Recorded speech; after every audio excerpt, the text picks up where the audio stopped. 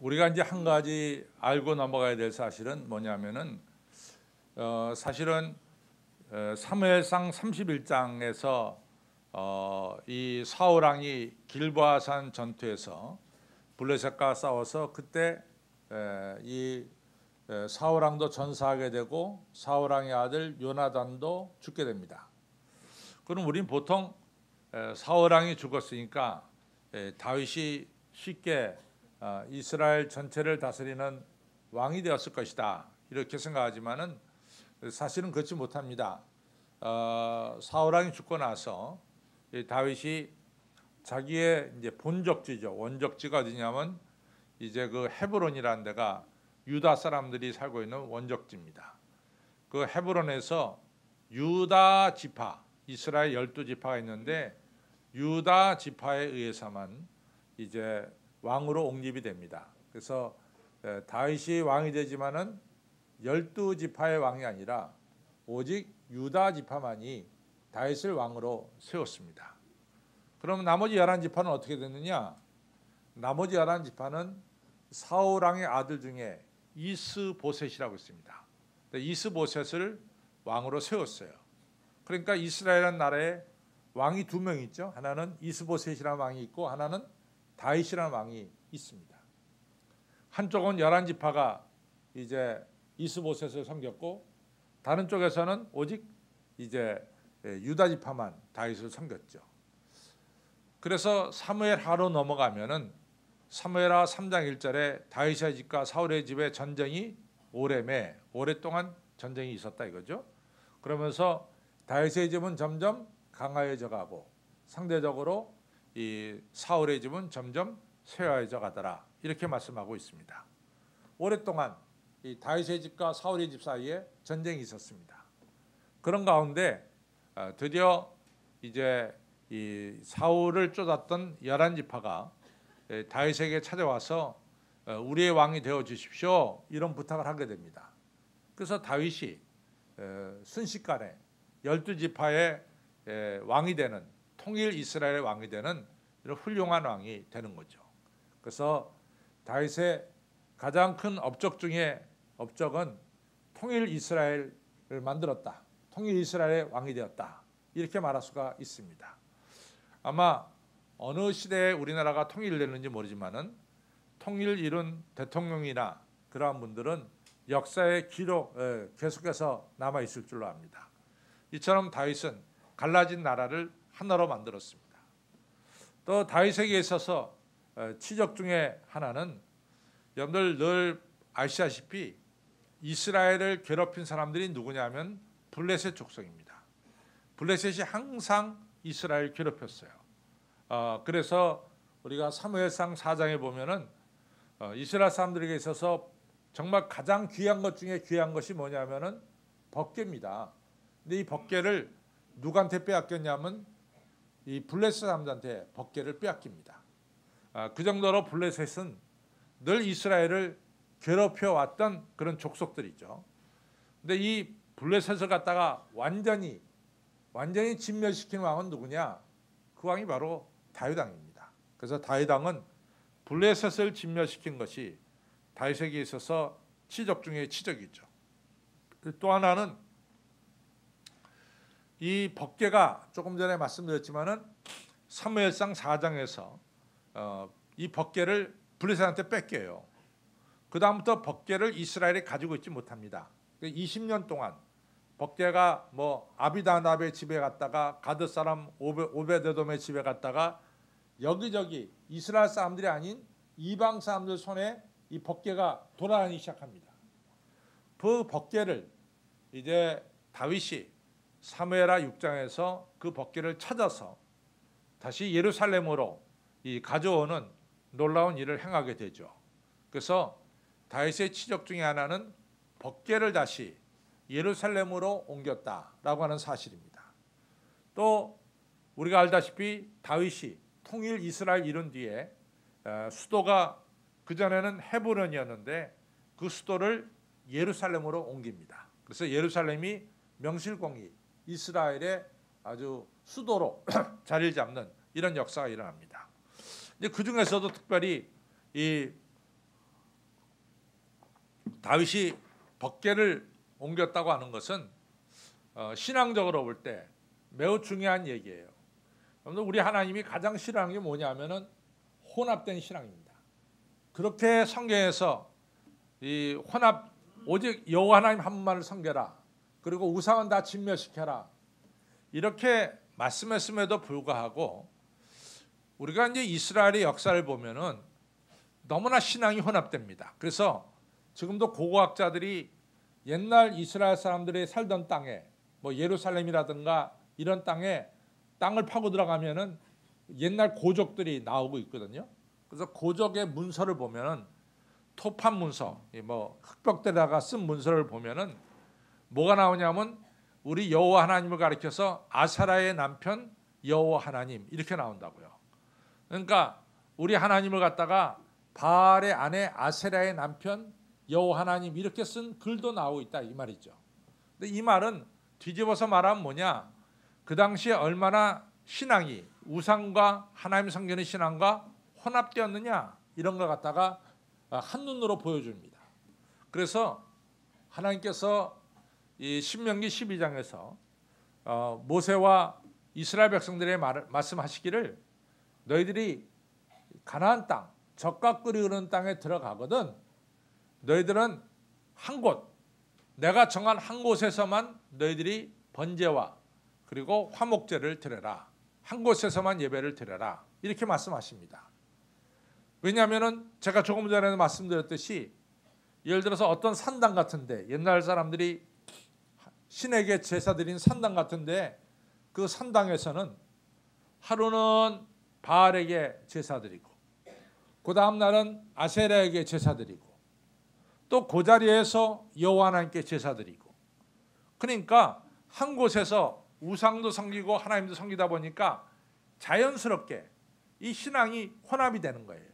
그러니까 하나님께서 너희들이 새 땅에 들어가거든 내가 지정한 한 곳에서만 예배를 드려라, 이런 말씀을 신명기 12장 11절에서 하게 됩니다. 그래서 다윗이 이제 예루살렘으로 정해놓고 법궤를 예루살렘으로 옮겼다는 것은 이제는 예배드릴 장소가 예루살렘 한 곳이다 이렇게 분명히 말씀하는 거예요. 그래서 예루살렘에서만 한 곳에서만 번제와 이같이 화목제와 속건제를 드리는 이런 성소로 예루살렘을 정했습니다. 이처럼 다윗은 하나님께서 기뻐하신 일들을 다 행하셨어요. 그러니까 하나님이 말씀하시기를 이새의 아들 다윗을 만나니 내 마음에 합한 자라 내 뜻을 이루게 하시겠다, 이런 말씀 하시게 된 거죠. 다윗이 한 걸음 더 나가서 사무엘하 7장에서 하나님, 제가 기왕에 법궤까지 예루살렘을 옮겼으니까 제가 여기다가 하나님의 집을 짓겠습니다, 성전을 짓겠습니다, 이렇게 얘기하시죠. 그때 하나님이 말씀하시기를 네가 내 성전을 과연 짓겠느냐 이러시면서 네가 내 성전은 짓지 못할 것이다. 네 아들 솔로몬이 성전을 지을 것이다. 대신 내가 너한테 하나 해줄 것이 있는데 그것은 뭐냐면 내가 내 집을, 너의 집을 내가 세워주겠다. 그래서 그때 하신 말씀이 네 자손 대대로 이스라엘 왕이 오를 자가 끊어지지 않을 것이다. 이런 귀한 말씀을 사무엘하 7장에서 하게 됩니다. 그래서 다윗이 하나님의 축복을 받게 되죠. 다윗의 자손들은 계속해서 왕이 되고 그리고 다윗의 후손으로 예수 그리스도가 이 땅에 오시는 이러한 축복을 다윗이 받게 됩니다. 그리고 이제 솔로몬 시대로 갔어요.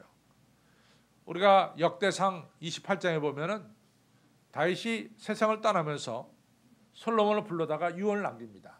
솔로몬아, 너는 왕이 되거든 틀림없이 하나님의 집을 지어야 된다. 하나님의 성전을 지어야 된다. 이런 중요한 말씀을 역대상 28장에서 이 다윗이 아들 솔로몬에게 유언으로 남깁니다. 그래서 솔로몬이 왕이 된 다음에 솔로몬이 크게 두 가지 일을 하게 되죠. 첫 번째는 기브온 산당에 가서 1000번 제사를 드려서 하나님께 지혜를 구합니다. 하나님, 이 많은 백성들을 잘 다스릴 수 있는 지혜를 내게 주십시오 하는 기도를 드립니다. 두 번째, 이제 솔로몬이 961년 주전 961년에 왕이 됐는데 4년 뒤에 957년부터 성전 공사를 시작해서 7년 동안 성전을 져서 950년에 성전을 완공해서 하나님께 봉헌합니다. 그 내용이 열왕기상 6장, 7장, 8장, 9장에 나와요. 그래서 8장은 봉헌 예배를 드리고 9장은 봉헌 예배를 드린 솔로몬의 예배를 하나님 받으셔서 하나님이 응답하는 게 열왕기상 9장에 나옵니다. 하나님께서 솔로몬이 성전을 바칠 때 그 봉헌을 받으시면서 하나 하신 말씀입니다. 내가 네가 바친 이 성전을 내가 거룩하게 하마. 내가 구별하겠다. 거룩하게 하겠다. 이거 첫 번째입니다.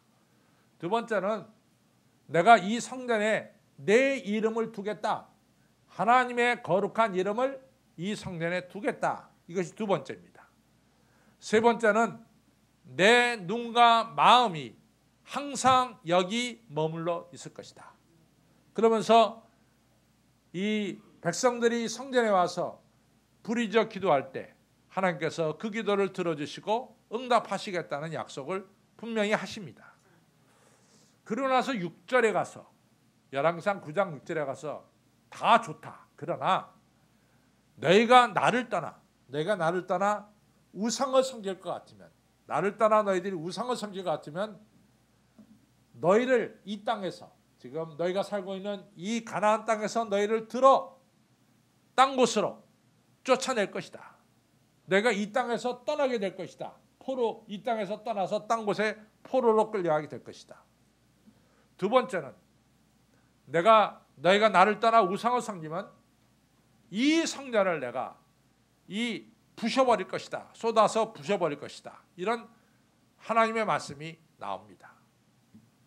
그런데 이 솔로몬 당대서부터 이스라엘 백성들이 하나님을 떠나서 우상을 섬기기 시작합니다. 우상을 섬기기 시작해요. 그래서 이 예레미야라고 하는 예언자, 오늘 우리가 읽은 예레미야라고 하는 예언자는 이스라엘 백성들이 하나님을 떠나서 아주 최악으로 하나님 우상 숭배하고 하나님을 떠났을 때 활동했던 예언자가 바로 이 예레미야 예언자입니다. 예레미야 13장에서 20장에다 누누이 얘기합니다. 여러분들이 하나님을 떠나면은 여러분 포로로 끌려갑니다. 여러분들이 하나님을 떠나서 우상 숭배하는 이 성전도 이제 회파가 될 것입니다. 그러니까 여러분들이요 우상에서 하나님께로 돌아오시오. 이러면서 13장부터 20장까지 예레미야가 목이 터져라고 예언을 했어요. 그러나 이스라엘 백성들은 끝내 말을 듣지 않습니다. 그래서 예레미야 39장에 드디어 바벨론 군대가 쳐들어와서 이스라엘의 맨 마지막 왕이 시드기야 왕인데 시드기야 왕 때 바벨론 군대가 쳐들어와서 예루살렘 성전을 완전히 불태워서 회파시켜버리고 아시다시피 시드기야가 마지막 왕인데 시드기야를 벌거벗겼고 이 바벨론 느부갓네살이 시드기야의 두 눈을 뽑아서 이같이 손을 묶은 채로 바벨론 포로로 끌고 갔습니다. 그토록 하나님이 사랑하시고 축복하시고 약속하신 예루살렘 성전이 이스라엘 백성들이 우상 섬김으로 말미암아 이스라엘 백성들은 이 가나안 땅에서 바벨론 땅으로 포로로 끌려가게 됐고 그리고 성전은 돌 하나도 돌 위에 남기지 않을 정도로 완전히 회파되는 하나님의 심판을 받게 된 겁니다. 그래서 여러분과 제가 성경을 읽으면서 항상 기억해야 될 것은 하나님의 말씀은 1.1획도 빠지지 않고 다 이루어진다라고 하는 사실을 꼭 기억해야 될 줄로 압니다. 여러분들 실제로 말이죠. 우리 하나님께서 6일 동안 천지를 창조하시고 마지막 날 아담과 이브를 창조하시고 하나님께서 보시기에 좋았다 얼마나 행복하셨는지 모릅니다. 하나님의 에덴 동산에서 아담과 이브가 하나님과 함께 지내는 것을 보시고 너무 기뻐하셨어요. 그런데 하나님이 이제 아담과 이브에게 말하죠. 동산에 있는 네 마음대로 할 수 있지만은 한 가지는 못한다. 동산 중앙에 있는 실과를 먹지 말아라. 동산 중앙에 있는 실과를 먹지 말아라. 먹는 날은 네가 죽을 것이다. 얘기하셨어요. 그런데 사탄은 또 아담과 이브에게 유혹하기를 하나님은 사랑의 하나님이니까 당신들이 그 동산 중에 있는 실과를 먹어도 절대로 하나님이 당신을 죽이지 않을 것이다. 그러니까 안심하고 먹어라. 사탄이 이야기를 했어요. 그리고 당신들이 동산 중앙에 있는 실과를 먹는 날에는 눈이 밝아져서 하나님처럼 선악을 분별하게 될 것이다. 이러면서 유혹을 했어요. 아담과 이브가 하나님께서 먹지 말라는 하나님 말씀을 듣지 않고 먹어도 된다라고 하는 사탄의 말을 들었어요. 털커덕 먹어버렸단 말이죠. 어떻게 됐습니까? 그 결과로 아담과 이브는 에덴 동산에 쫓겨나는 거예요. 에덴 동산에 쫓겨났습니다. 다시는 에덴 동산에 들어오지 못하도록 하나님께서 이같이 천사들을 세웠고 불검과 화염검으로 이 길을 막으셨다는 것을 우리가 창세기에서 보게 됩니다. 또 뿐만 아니라 너는 흙으로 왔으니 흙으로 돌아갔지라. 아담과 이브에게 죽음이라는 게 찾아왔어요. 여러분, 성경은 하나님은 사랑이지만은 동시에 하나님 말씀을 불순종할 때 하나님께서 말씀하신 대로 하나님의 심판이 임하는 것을 우리가 알 수가 있습니다. 그것은 성경이 우리에게 분명히 말씀해 주시는 거예요. 그런데 오늘 제가 여러분들에게 말씀드리고 싶은 것은 복음의 위대한 역사가 뭐냐? 복음이란 게 뭐냐? 복음은 예수 그리스도에 관한 소식이 복음입니다. 복음의 핵심 뭐냐? 복음의 핵심은 예수님의 십자가의 죽음과 예수님의 부활이 복음의 핵심입니다. 그러면 이 복음이 우리에게 주는 그 중요한 내용은 뭐냐? 첫째는 하나님이 선택한 자들을 버리지 않는다는 거예요. 그것이 복음의 첫 번째 내용입니다. 하나님 여러분과 저를 자녀로 삼았잖아요. 하나님은 버리지 않습니다. 이것이 복음의 첫 번째 내용입니다.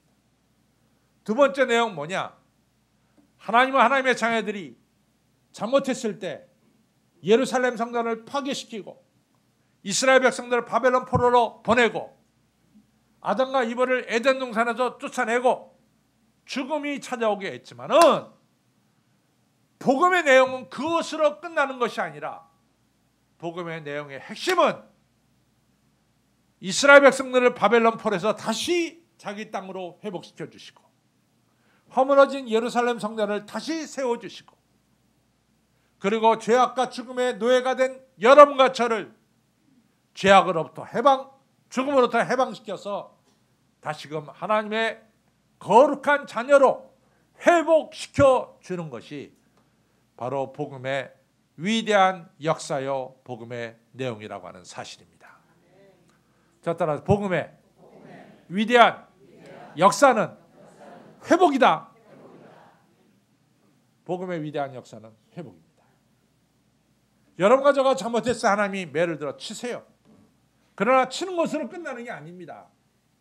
여러분과 저를 다시 회복시켜 주시는 거죠. 그래서 호세아 6장에 오라 여러분들아 우리가 여호와께로 돌아가자. 여호와께서 여러분과 저를 치셨으나 다시 낫게 하실 것이다. 우리 하나님께서 여러분과 저를 찢으셨으나 싸매어 주실 것이다. 그러니 우리가 여호와께로 돌아가자. 호세아 6장 1절로부터 나오는 귀한 말씀입니다. 복음의 위대한 역사는 회복에 있다 그 말이에요. 하나님이 여러분과 저를 존귀한 자리로 회복시켜 주시는 거죠. 오늘 성경은 맞습니다. 여호와께서 행하신다. 포로된 자들을 다시 이스라엘 땅으로 그리고 폐허된 자리에 예루살렘 성전을 중건시키고 너희들의 입술에 감사와 기쁨의 찬양이 있을 것이고 너희들이 번성할 것이고 너희들이 영광스러운 존재가 될 것이고 나는 너희 하나님이 되고 너희는 나의 백성이 될 것이다. 이것이 바로 예레미야 30장 28절로부터 22절에 나오는 오늘 우리가 읽은 본문의 말씀입니다. 여기서 우리가 중요한 게 있어요. 이같이 복음의 핵심이 회복에 있는데 이 회복이 어떻게 이루어지느냐? 하나님께서 친히 여러분과 저를 회복시켜 주는 거예요. 여러분과 저가 회복되는 데는 하나님께서 친히 역사하세요.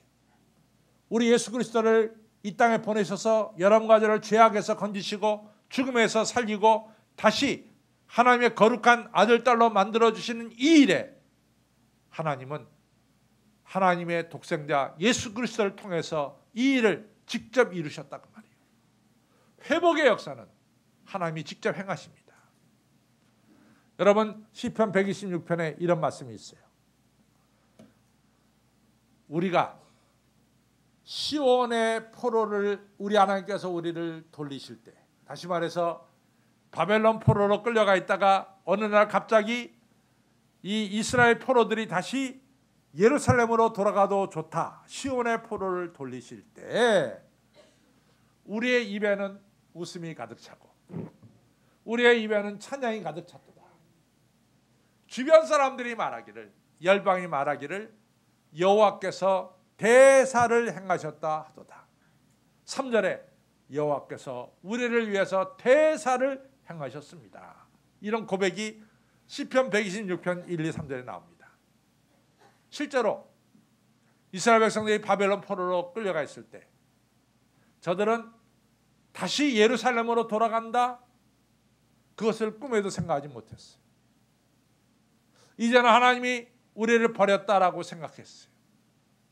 그래서 우리가 이사야 40장에 보면 야 이스라엘 사람들아, 왜 너희들은 하나님이 너희를 잊었다고 생각하느냐, 하나님이 너를 잊어버렸고 너희를 기억하지 않는다고 왜 그러느냐, 여호와 하나님을 앙망하고 바라봐라, 하나님께서 독수리같이 너희들에게 힘을 주실 것이다. 이런 말씀이 이사야 40장에 나옵니다.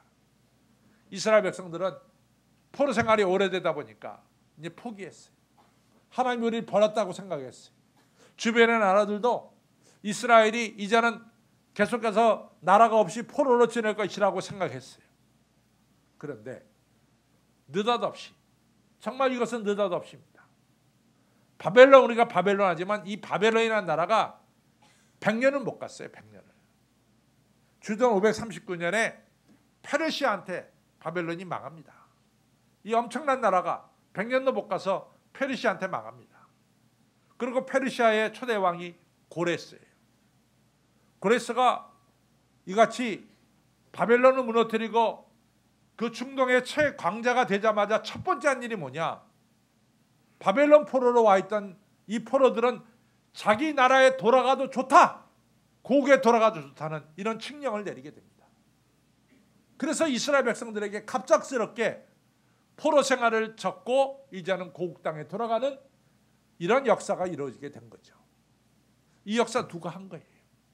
누가 한 거냐 말이지. 하나님이 행하신 겁니다. 하나님이 친히 행하신 거예요. 로마서 5장에서 말합니다. 여러분들 생각해 보십시오. 여러분들 주변에 여러분들이 저 사람이 선한 사람이다, 참 괜찮은 사람이다, 그렇다고 해서 여러분들 저 선한 사람 때문에 여러분들 목숨을 잃습니까? 여러분들 주변에 저 사람 참 의로운 사람이다, 여러분들이 존경할지 모르지만 그 의로운 사람 때문에 여러분들 생명을 바치는 사람이 있습니까? 우리가 아무리 우리 주변에 의롭고 선한 사람이 있다 할지라도 우리의 목숨을 바치지 않습니다. 그 사람들을 위해서. 그러나 보십시오. 여러분과 저는 하나님과 원수가 되었고 여러분과 저는 죄악의 늪에 빠졌을 때 하나님께서는 여러분과 저를 위해서 독생자 예수를 이 땅에 보내셔서 우리를 대신해서 죽게 함을 통해서 하나님이 여러분과 저를 구원해 주시고 사랑해 주심을 보여주셨습니다 라고 말씀하고 있어요. 여러분과 저가 구원받은 것은 하나님께서 전적으로 친히 역사하셔서 여러분과 저를 구원하신 것을 믿으시길 바랍니다. 회복의 역사는 하나님이 친히 행하시는 거예요. 그래서 사도 바울이 고백하잖아요. 디모데후서에서 내가 포행자고 내가 핍박자고 내가 회방자였습니다. 내가 예수 믿는 사람들을 잡아다가 감옥에 집어넣은 포행자고 핍박자고 회방자였습니다. 그런데 이러한 나를 긍휼이 많으신 하나님께서 나를 택하시고 나를 들어서 이방 사람들에게 복음을 전하는 하나님의 종으로 세워주셨습니다. 나의 나 된 것은 전적으로 하나님의 은혜요 하나님의 역사라고 하는 사실을 고백하고 있습니다. 사랑하는 성도 여러분, 하나님이 여러분과 저를 회복시킵니다. A라는 사람이 회복시킨 게 아니에요. B라고 하는 사람이 회복시킨 게 아닙니다. 누가 나를 회복시킵니까? 하나님이 나를 회복시켜 주시는 것을 믿으시기를 바랍니다. 근데 하나님이 회복시킬 때 하나님의 역사하는 방법은 기적이에요. 초자연적인 방법으로 역사하시는 거예요. 여러분들, 우리가 성경을 보면은 기적으로 가득 차 있어요. 오병이어로 5,000명을 먹이는 사건, 이것이 기적이죠. 칠병이어로 4,000명을 먹인 사건, 이것이 기적입니다. 예배 시간에 안진뱅이가, 루스드라에 있는 안진뱅이가 일어나는 기적, 이것도 기적이죠. 우리의 삶을 보면은 기적으로 가득 차 있어요. 하나님은 여러분과 저를 회복시키는데 초자연적인 방법으로 여러분과 저를 회복시켜 주시는 거죠. 로마서 11장 3절에 깊도다 하나님의 지혜요, 이렇게 사도 바울은 찬양하고 있어요. 사실은 여러분들 보시다시피 예수 그리스도가 십자가에 달려 죽을 때 예수 그리스도를 반대하는 사람들은 만세를 불렀어요. 드디어 저 예수가 죽는구나. 백성들에게 이 우리들에 대한 관심을 다 빼앗아갔던 저 예수가 죽는구나. 이제는 다시 백성들이 우리를 갖다가 존경하고 우리를 사랑하겠구나. 이렇게 종교 지도자들은 생각했어요. 예수님께서 오셔서 많은 백성들이 예수님을 따르니까 거기에 시기가 나고 질투가 나서 예수를 갖다 죽이는 거예요. 예수가 죽으면은 이제는 다시 예전의 백성들의 관심과 사랑이 자기에게 돌아올 줄로 종교 지도자는 생각했어요. 예수님 십자가 달려 죽을 때 종교 지도자는 웃었습니다. 드디어 우리의 시대가 왔구나. 남들이 보기에 다 그랬어요. 예수가 죽으면 끝으로 생각했어요. 근데 여러분, 이게 얼마나 놀라운 방법입니까? 예수가 십자가에 달려 죽음을 통해서 여러분과 저의 죄는 사해지는 놀라운 역사가 일어난 거 아니에요. 예수님의 십자가의 보혈로 우리의 많은 죄가 사해지는 놀라운 역사가 일어난 거 아닙니까? 그리고 예수님께서 십자가에 달려 죽었기 때문에 그리고 3일 만에 부활하는 역사가 일어나서 여러분과 저가 죽음에서 삶으로 옮겨지는 이 귀한 축복을 받게 된 게 아니냐 그 말이죠. 그러니까 사도 바울이 깊도다 하나님의 오묘한 지혜요, 이러한 하나님의 놀라운 초자연적인 역사로 여러분과 저를 회복시켜 주시는 것을 믿으시기를 바랍니다. 지금까지 살아온 삶 보세요. 얼마나 기적이 임했습니까? 저와 우리 집사람의 삶 속에도 기적이 많이 임했어요. 저는 누가 나한테 강 목사님 삶 속에 기적을 하나 얘기해 보십시오 라고 얘기하면 여러 가지가 있지만 전 그 중에 하나를 얘기한다면 저는 미국에서 목회할 때 성전 사건입니다. 제가 목회를 시작할 때는 미국 장로교회에서 빌려서 예배를 드렸어요. 그런데 미국 장로교회가 사실은 이 미국 장로교회가 이 계속해서 내가 들어갈 때는 미국 장로교회가 이 실버렉 프레스비테리안 처치가 실버렉 장로교회가 교인들이 한 70명밖에 안 모였어요. 물론 200명 모이던 교회가 70명으로 줄어든 거죠. 그런데 저희가 목회하면서 미국 교회가 부흥되기 시작했어요. 그러니까 미국 교회가 저희가 빌려보는 거에 대해서 그렇게까지 이같이 이제는 기쁘게 생각하지 않았습니다. 그리고 미국 교회는 오전에 예배 보고 우리는 오후 3시에 예배를 드렸는데 오후 3시에 예배 드린다는 게 참 여러 가지 문제가 많아요. 뭐냐면은 캘리포니아의 로스앤젤레스 살아보신 분들은 알다시피 미국의 로스앤젤레스 기온이 한 보통 이제 한 80도, 90도, 화씨 80, 90, 100 이렇게 나갑니다. 그러니까 태양은 굉장히 강하죠. 그래가지고 이 섭씨를 치면은 뭐 31도, 32도 막 이렇게 올라가는 거예요. 이 온도가. 태양은 너무 강하죠. 근데 아시다시피 미국에서는 한국 교포들이 다 가까이 산다 그런 사람들이 자동차로 30분 걸리는데 사는 사람이 가까이 사는 사람들이. 그러니까 교회 온다라면 자동차 몰고 전부 다 30분 이상 드라이브해서 옵니다.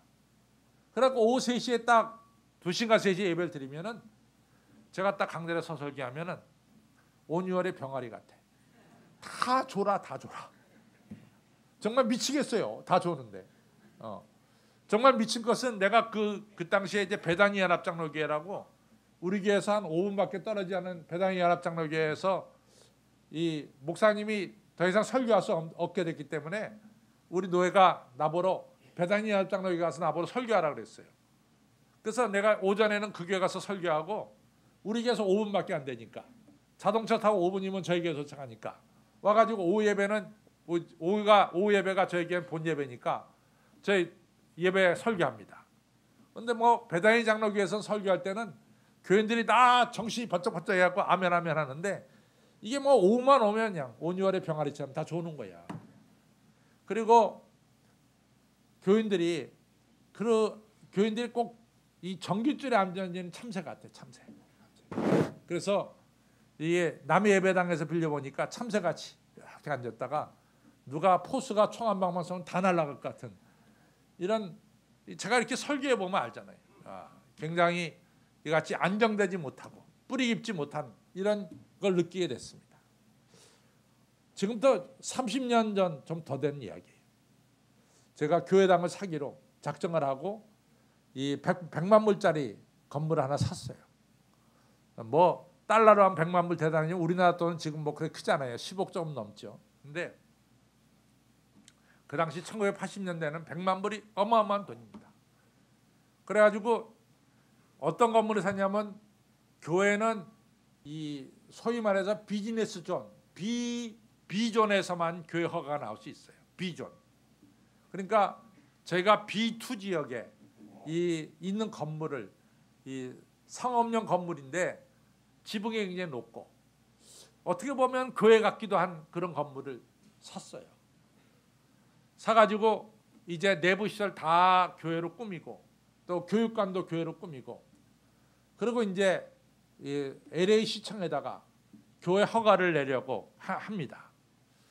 근데 이제 그 당시에 그 옛날에는 그런 법이 없었지만 1980년대만 하더라도 미국에서 법이 있어요. 무슨 법이 있냐면은 이 의자 자리가 지금 4명이 앉는 자리라면은 이 의자 자리 4명당 파킹랏, 자동차 한 대의 파킹랏이 꼭 있어야 돼요.